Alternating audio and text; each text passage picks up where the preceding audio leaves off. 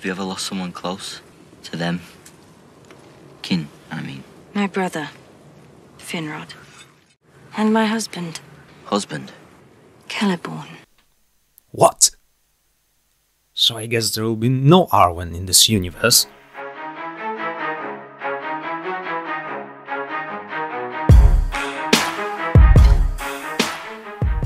My Govanen. Howdy!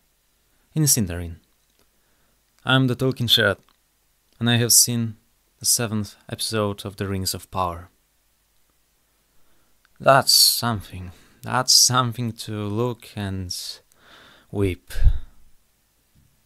We are to see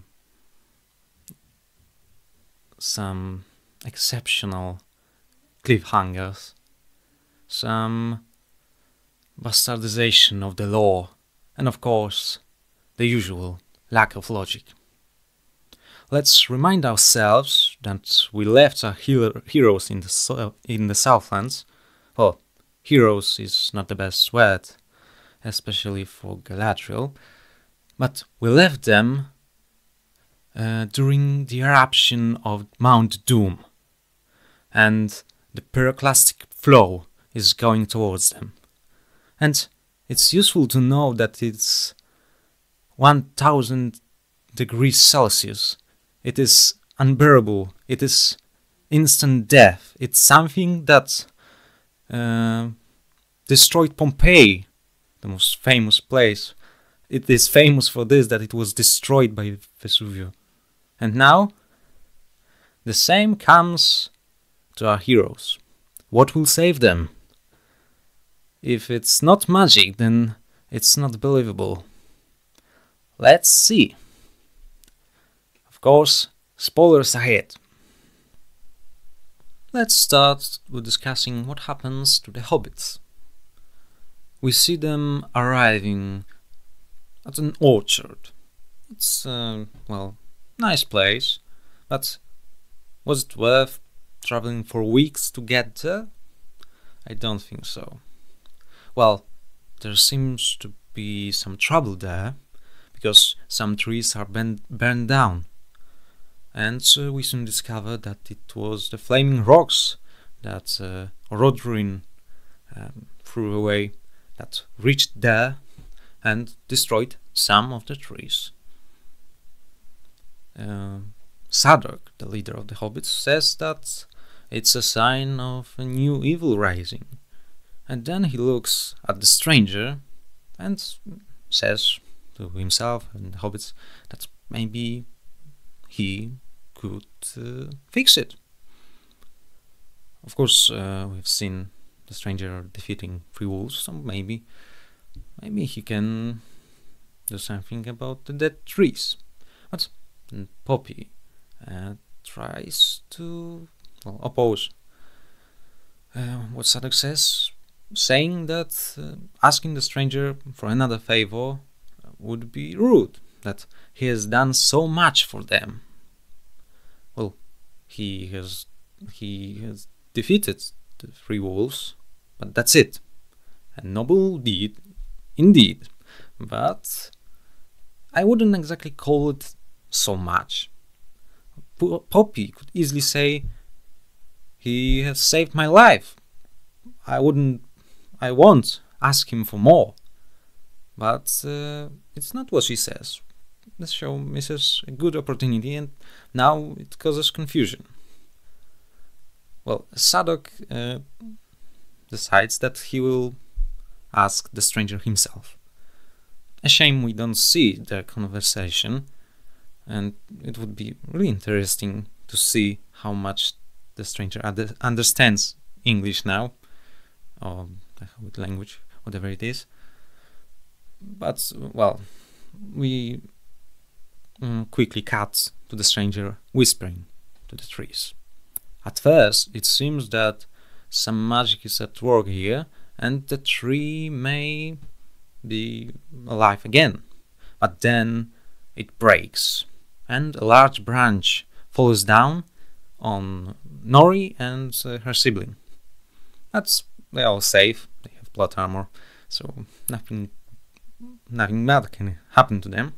But it seems that the hobbits now lost the trust to the stranger and want him to go away. Sadok gives him specific instructions how to get to some settlements where he will find men. Well, the stranger seems to understand it perfectly, and he goes away. He leaves. There was some emotional moments when he says farewell. He says nothing, but he departs, and Nori is very sad, and her family is also not happy with what happens. But as they all go to their normal proceedings during the day, we see that on the dead tree there grows a new sapling, and the next day the orchard is full of new apples. A powerful magic.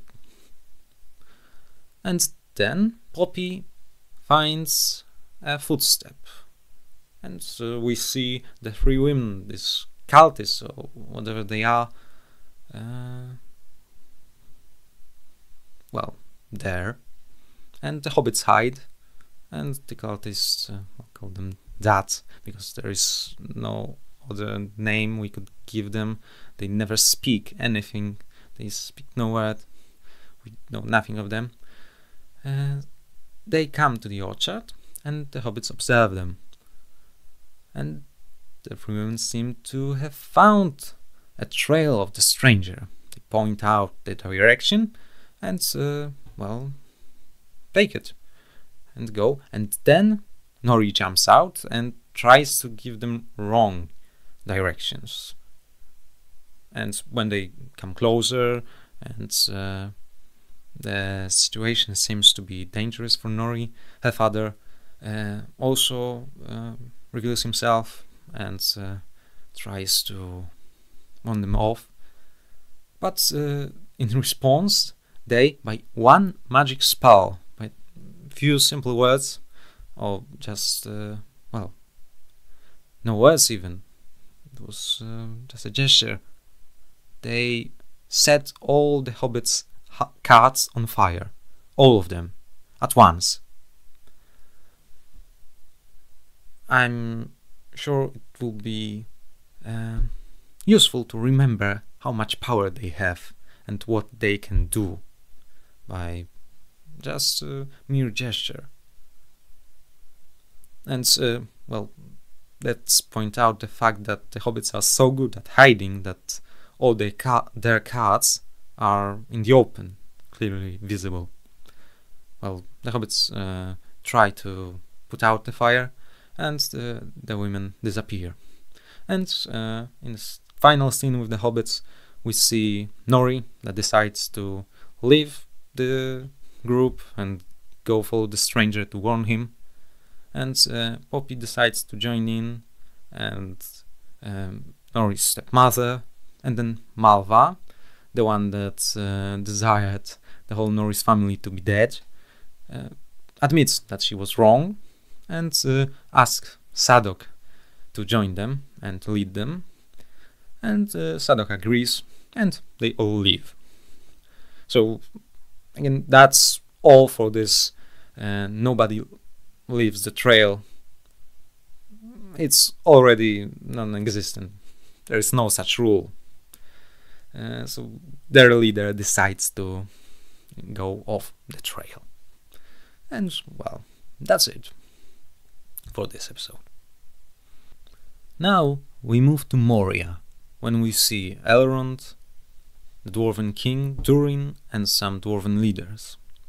And Elrond explains his proposition to the king.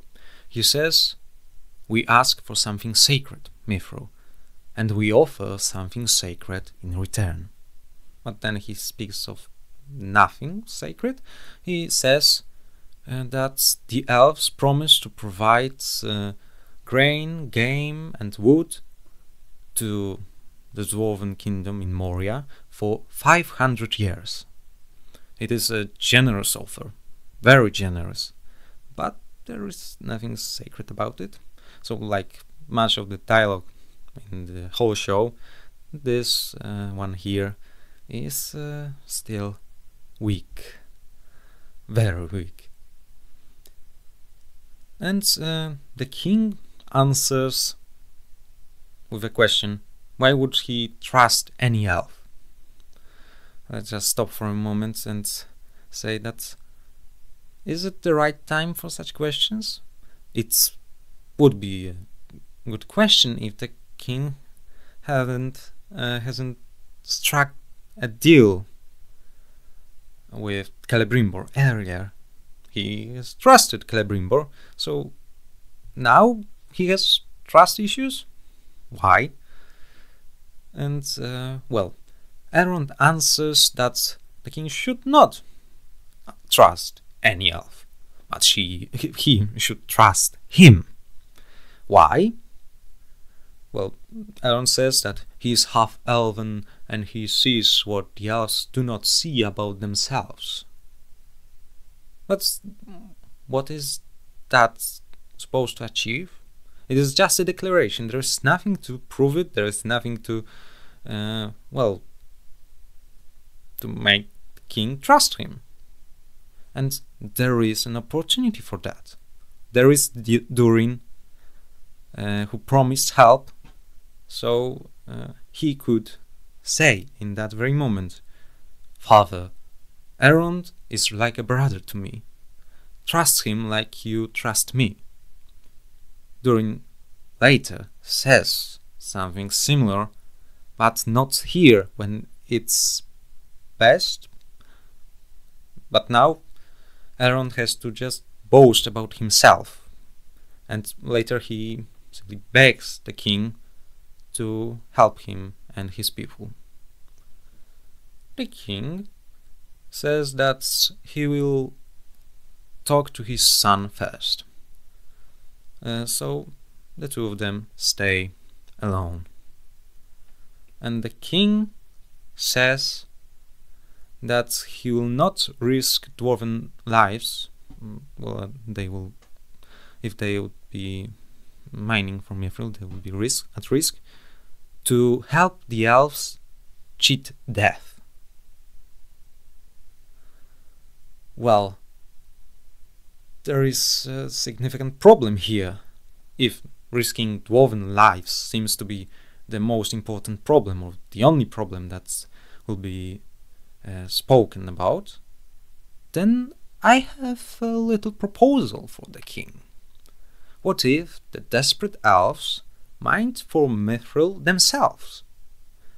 If the survival of their race depends on it, they will surely be eager to even risk their lives in the mines. And the Noldor, the noble elves, are, well, are used to such work, are miners themselves, so they can do it and would be willing to do it. So is the problem solved? Well, I guess King just didn't think about that. Well, and his answer seems very very ignorant of the elves' situation. And Durin rightly exclaims, "Cheat death?" Well, let's look at that. What would we call trying to survive cheating death? Would we call looking for and providing medicine, would we describe it as cheating death? And even if we name it like that, is it right to just not help people who require help? So the king's motivation seems to be rather undefendable, and well, Durin puts his emotions into right words. Let's hear him out. Cheat death!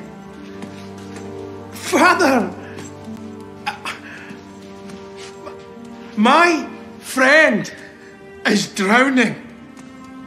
Reaching for me to pull him to shore. You expect me to swat his hand away because you're afraid of a bloody rockfall? Credit where credit is due. I liked it. I very much liked it.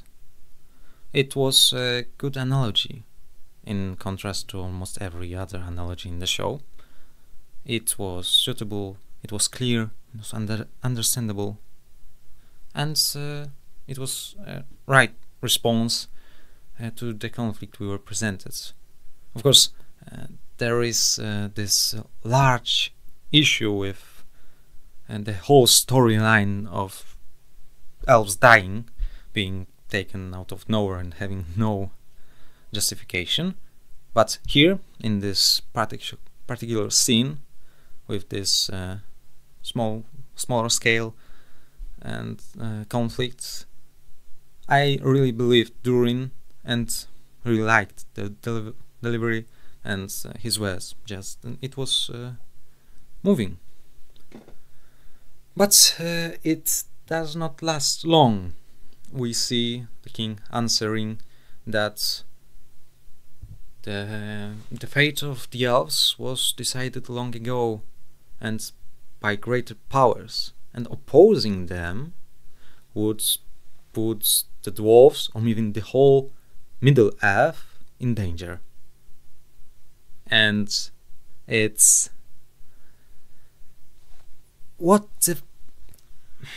it's really illogical.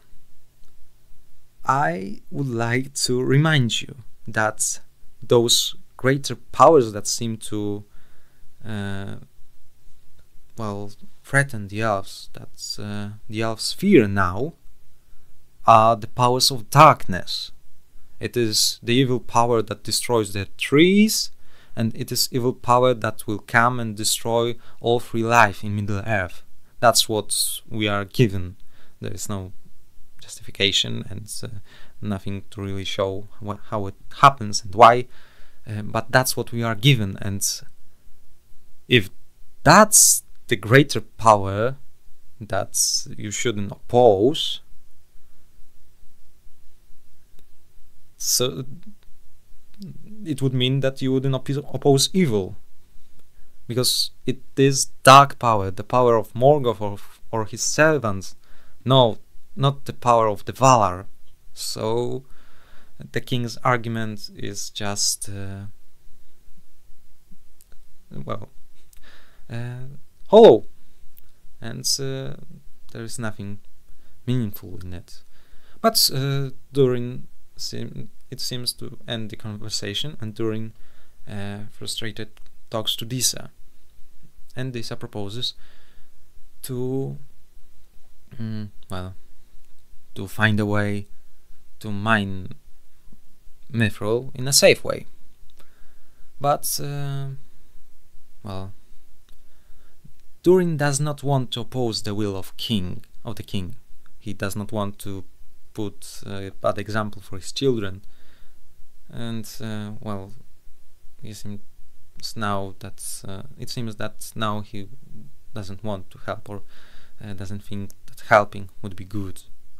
And then Elrond comes, and as he prepares to leave his friend forever, maybe they certainly think that it's the last meeting.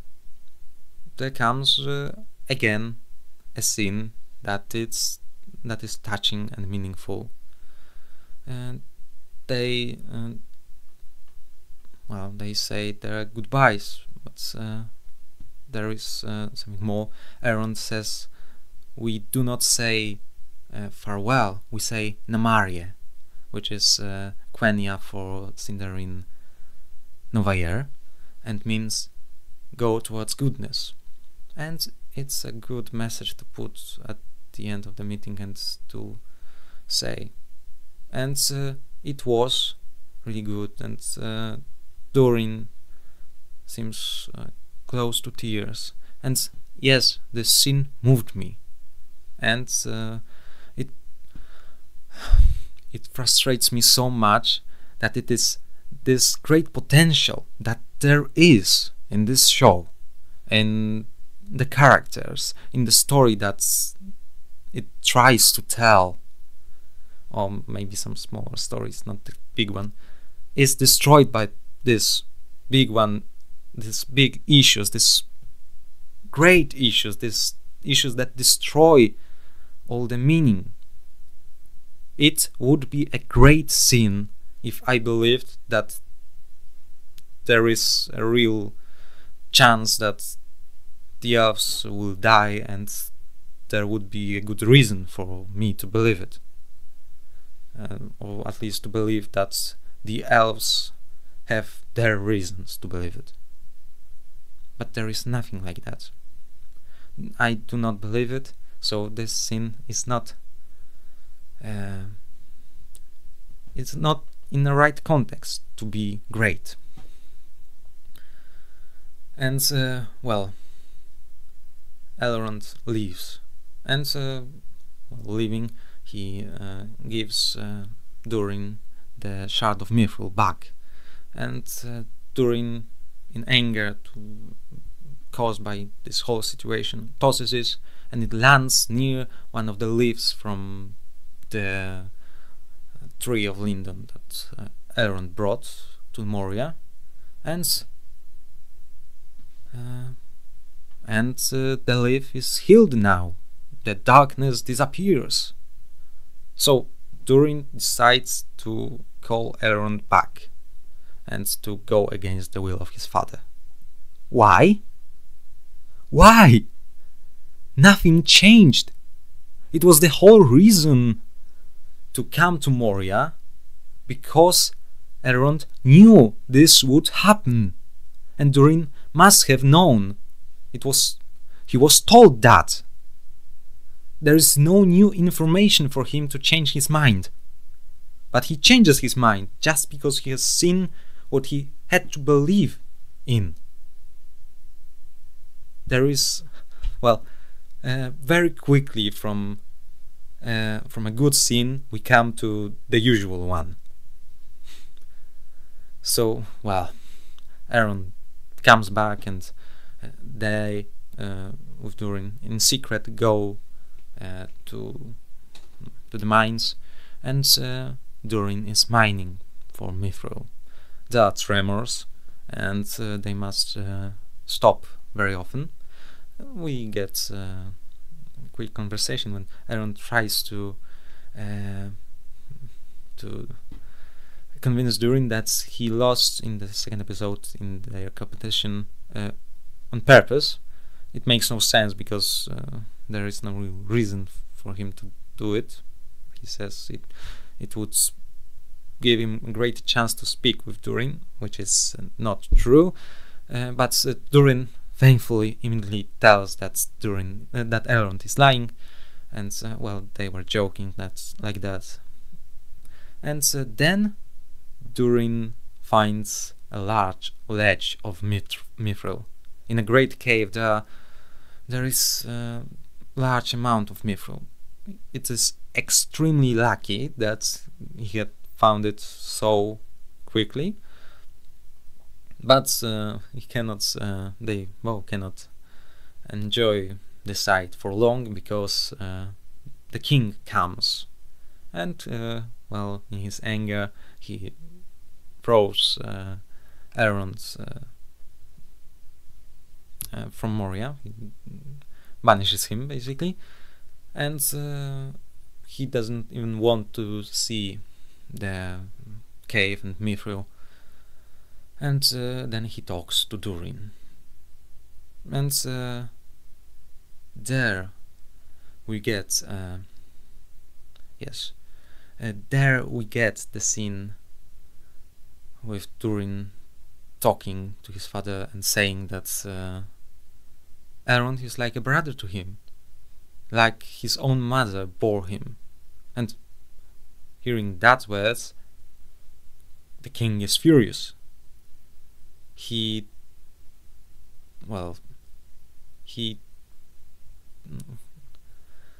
takes off a plate that Durin has on his chest. It is a gesture that seems to be like, we do not know what does it mean, but it seems like the king is disinheriting his son. But later, in a later scene, we learn that it is probably not the case. So I don't know what it meant, but well, it happened.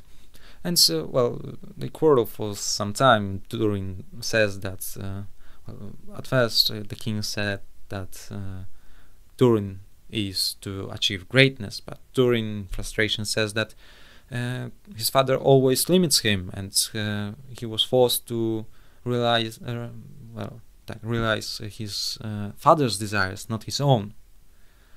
Then comes the scene with the plate taken off, and that's it for Durin.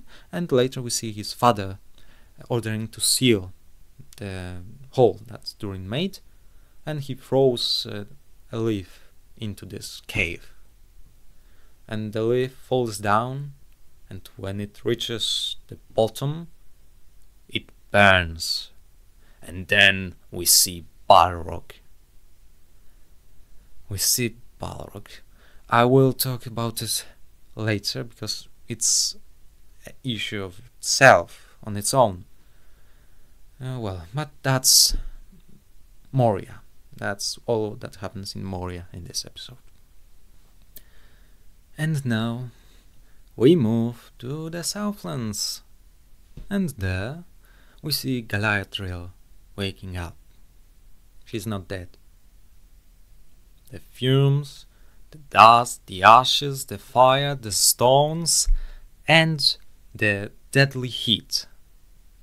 It's nothing for her. She survived it. And many others too. By what miracle, you ask? What magic saved them? What tricks? What could stop this powerful force of nature? There is only one answer. It is plot armor, and that's it. They survived. Just accept it. Do not ask anything. It's just like this. They survived. Well, the writers seem to do not get the consequences of what they have done in the previous episode. They have established, they have caused the mighty eruption, the deadly eruption, and now most of the Southlanders and Númenóreans seem to be fine, just living around. It's something that destroyed Pompeii. You know, like the village that was covered by ashes for thousands of years, almost 2000. And here they just survived.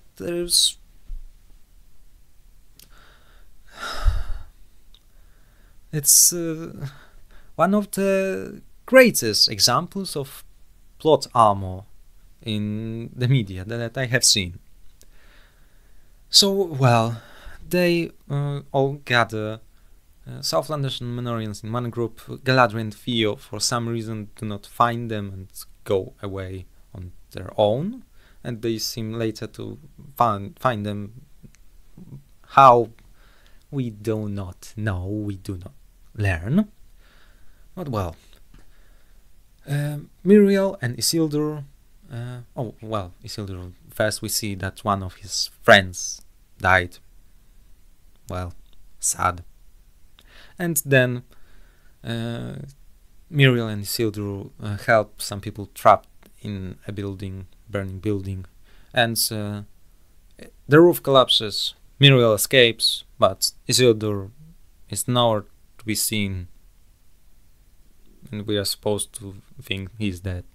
Yeah, of course, he is dead. Well, and later we see, well, let's get with Miriel. We see her and one of the life friend of Isildur, who meet with Elendil, and Elendil now hears that his son is probably, yeah, of course, dead, and he is devastated by that. And later we see that Miriel seems to be blind. She was blinded by all that happened. Probably during when the roof collapsed. And well, but how we learn about that is another absurd, because she asks the question, are we clear from that smoke? And there is no smoke to be seen. And then Elendil realizes that she's blind. But why would she ask this question? Wouldn't be she able to feel, to smell that smoke is no more? And wouldn't she know that it was the easiest way to get anybody to know that she is blind?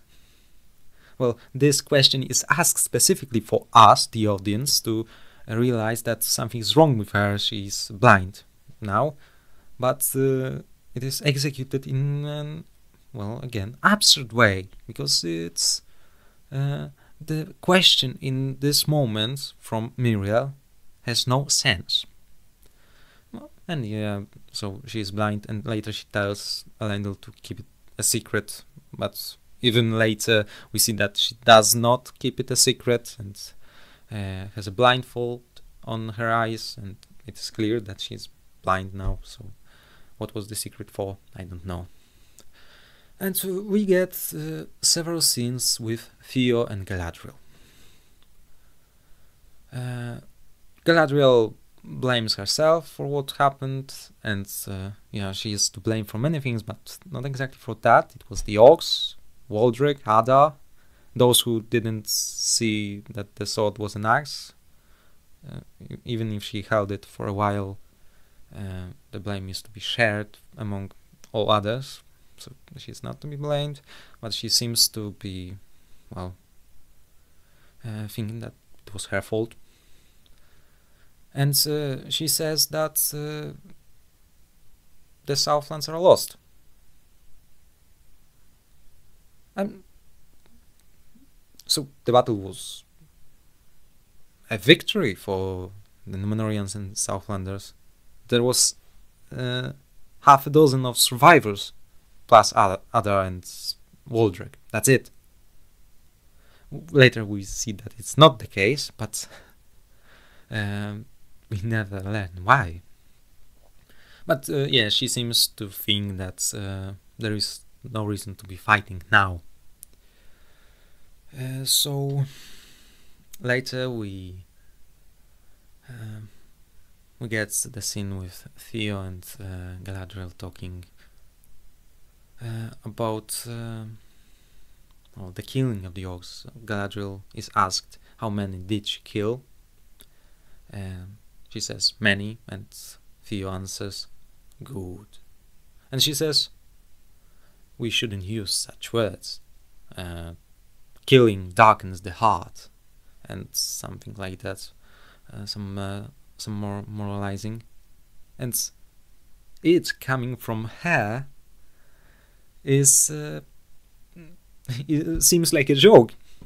It's the same character, let me remind you, that in the previous day threatened to torture all the Orcs that she could get her hands on, and threatened Hadar to make him see the death of his children and the last of his kind dying, and then killing him.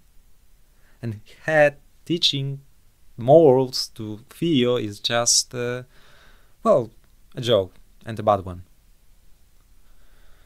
Yeah, and so in an even later scene we see Theo asking if Galadriel has lost somebody dear to her. And we learn what we have known already, that she lost her brother, Finrod. And we learn that she lost also Celeborn, her husband. And for that reason, there is no words in the languages of elves, ents, and men. I will discuss it in the proper section on the source material, but it is such a spit in the face and such an unnecessary change. But, well, I will discuss it later. And then we get to see the orcs. What orcs, you ask? Where did they come from? Wasn't the battle a loss for them? Was it older armies that were there?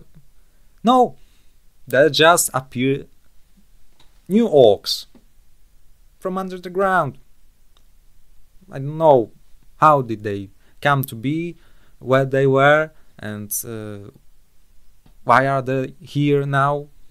But now it seems that there are lots of them, and they are the greater force.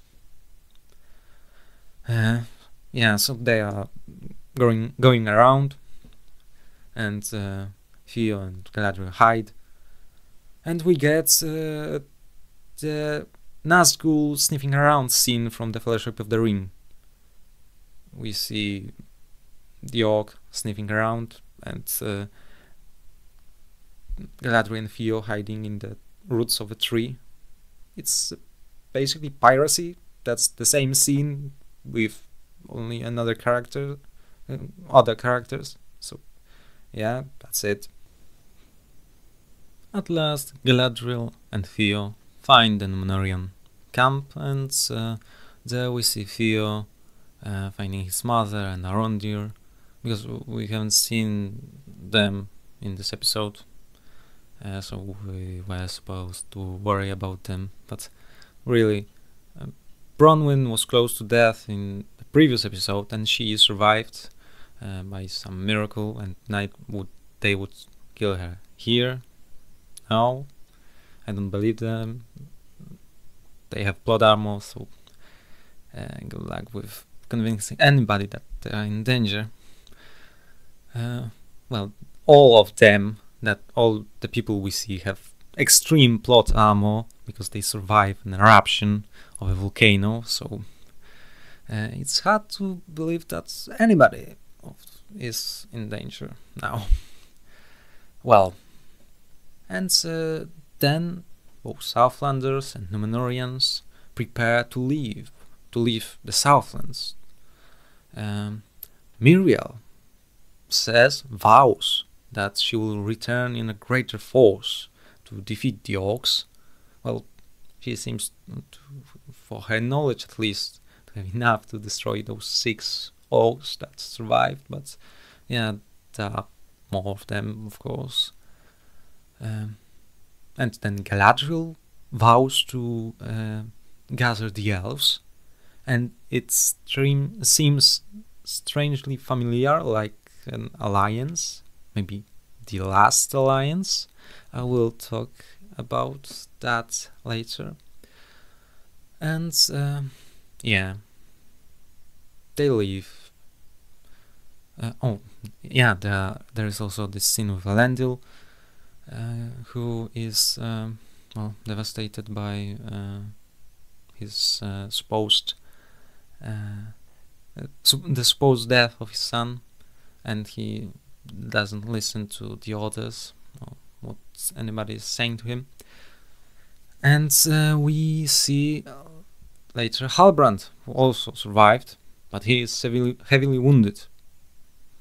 And Galadriel, by just looking at him, not examining anything, just looking at him, looking at his clothes, blood on his clothes, says that he needs elven medicine.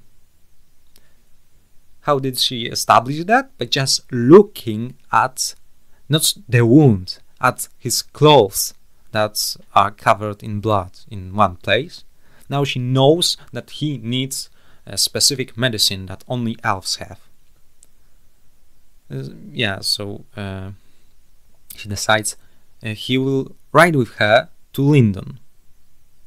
It is a very long journey. I couldn't think of any worse treatment than a long horse ride for someone that is, again, heavily wounded. So we have two non-compatible issues here. A man that needs medicine, and medicine that is so far away. But there is no consideration. He just gets up and goes. So now it is contradicted. He's not so heavily wounded. Why does he need medicine? He can't walk. He just needs some rest, I would think. But yeah, that's another artificially introduced conflict or problem. Because yeah, he needs to get to Lindon basically for plot to happen, I suppose. So he will travel, but we get this artificial reason, and well, ain't we so clever? But well, it's again, it lacks any substance.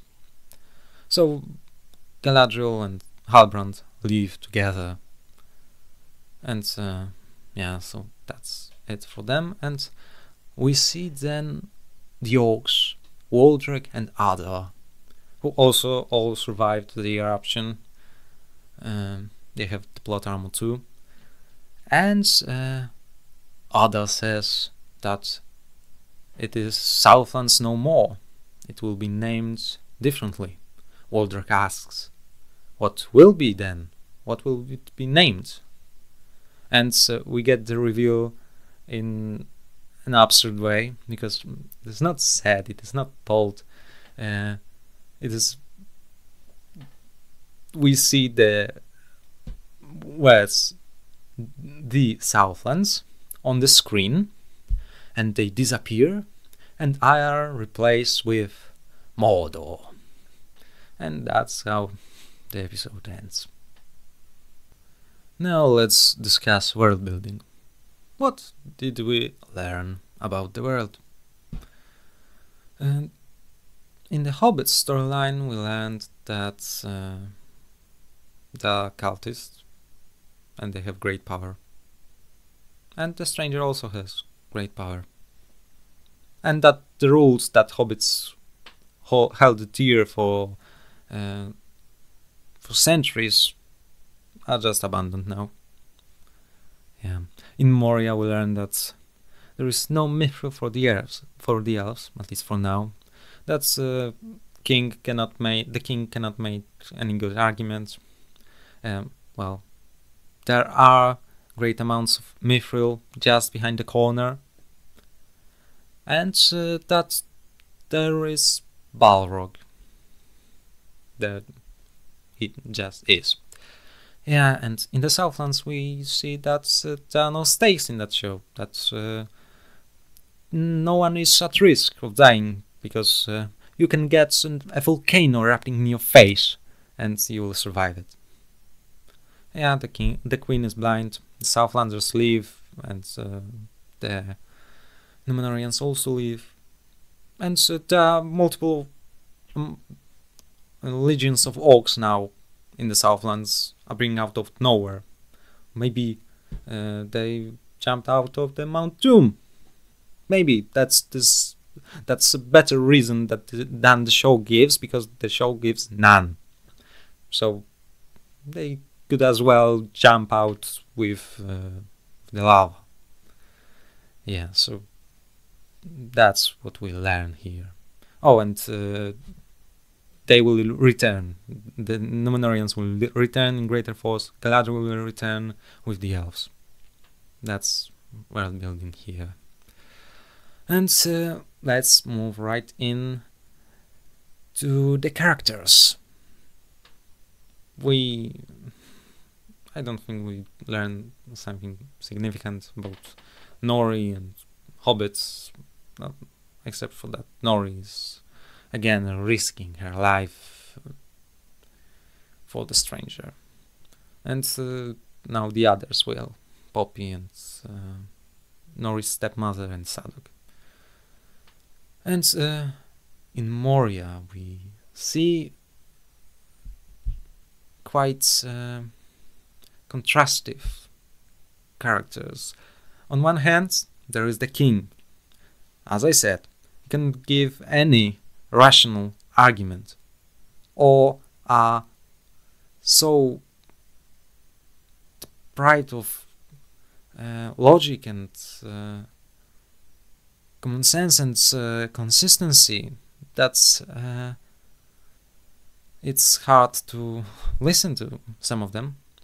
And there we get also Durin, and I must praise what was achieved by Durin, by the character, because I really believed his grief, his fear for his friend, his care, his determination, his anger.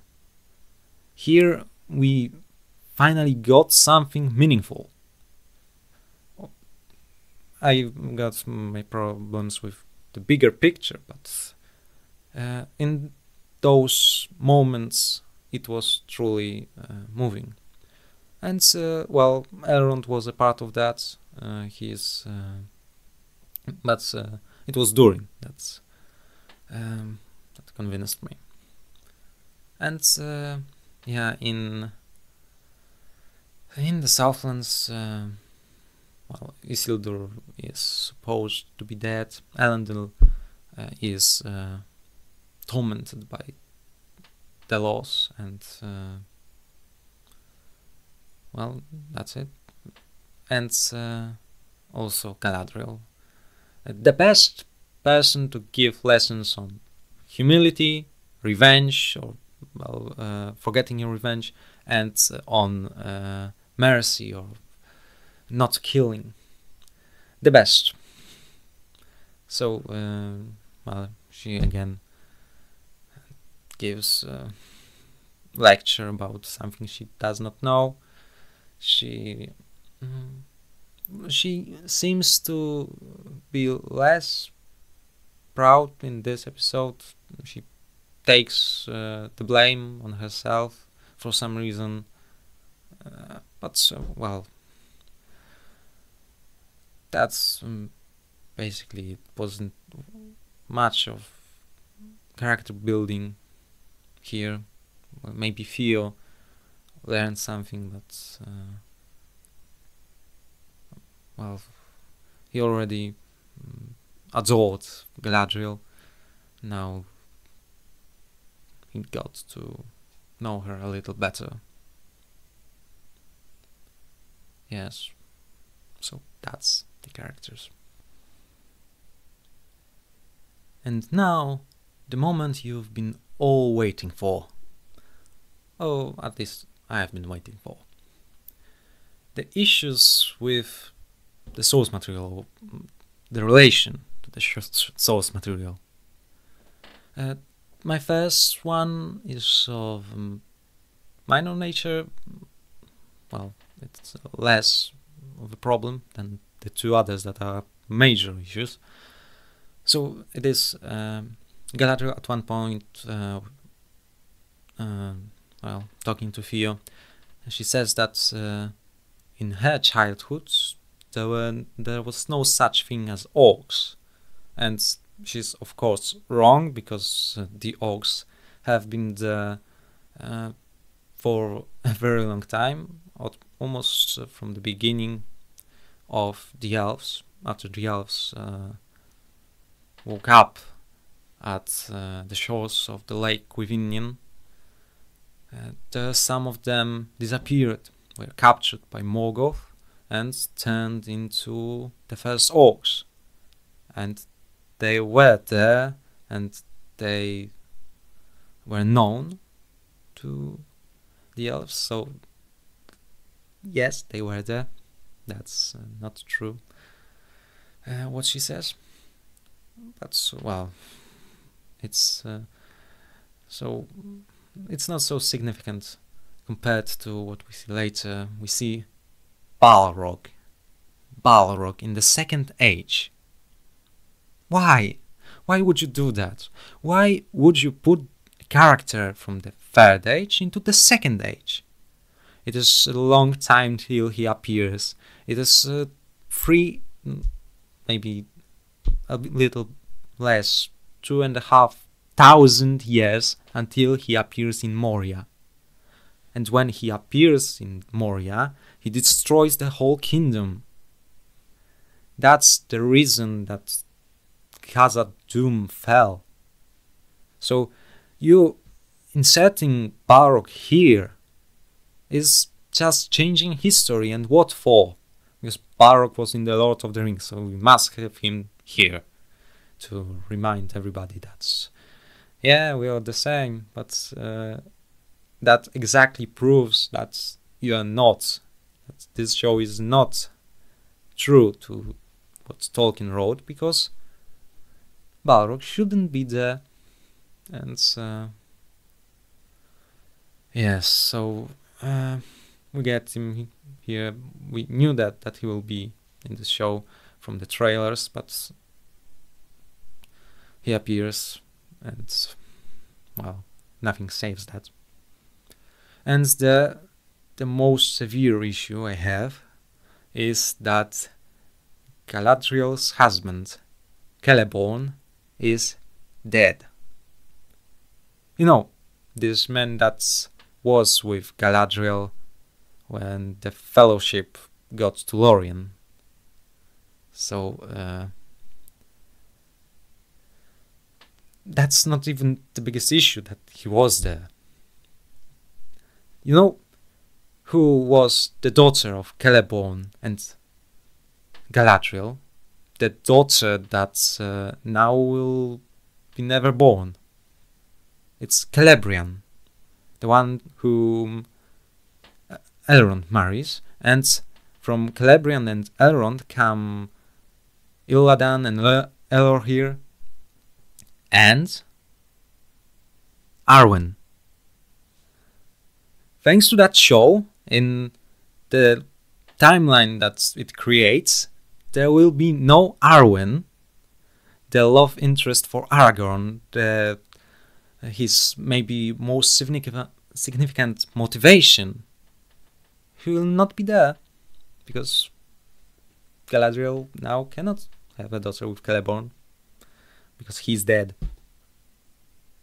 It destroys so much. Why? If you necessarily have to get rid of Celeborn from the season or for the entire show, make him meet Galadriel later. It would be still a change in the timeline, but not so significant that it destroys something that happens 3,000 years later and is a major thing. Is motivation of one of the main and greatest characters, and now he cannot have it, and all that stems for it is just non-existent thanks to what the show did. It may seem not significant, just another person died, but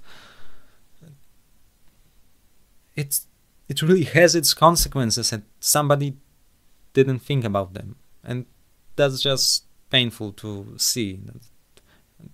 The lore is not it's nothing to the showrunners or the scriptwriters, and well, and there is such a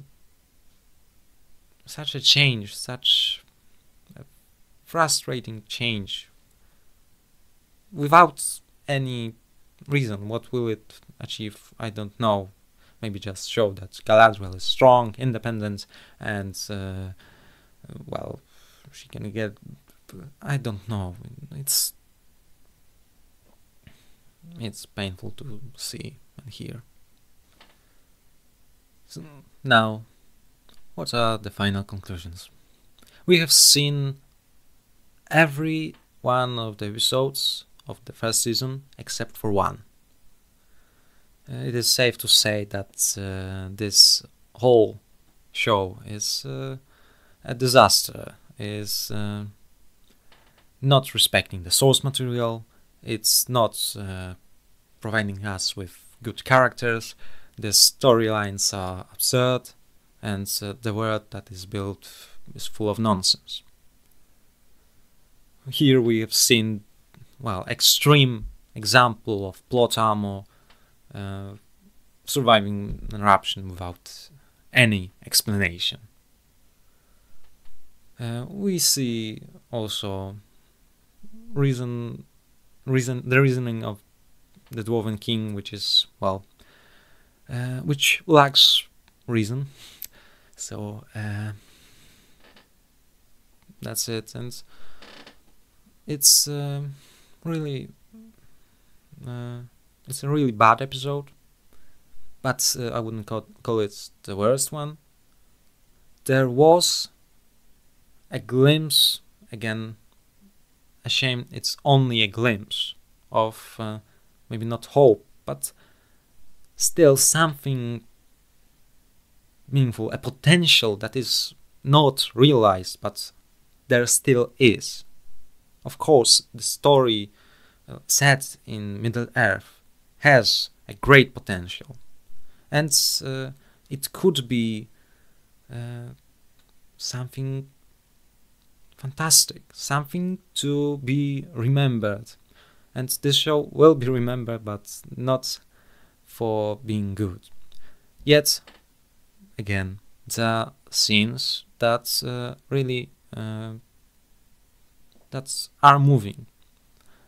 These scenes usually, and it is the case here, are with Durin and Elrond, and yes, I believe that characters, I liked them, and here, well, if I was to point out one of the greatest lines or scenes, well, it wouldn't be a scene, but lines, I would point out to Durin's line in this episode. I have provided it here, so and that's why it frustrates me to see it in this episode, because all the rest is at best mediocre, and at worst just well, deprived of logic and substance and meaning. So that's the final conclusion to this episode, but the final verdict, the final events, the final of the first season is still to come, so we will certainly see each other very soon. Fare you well. Nova Year. Subscribe right now, you little hobbitses.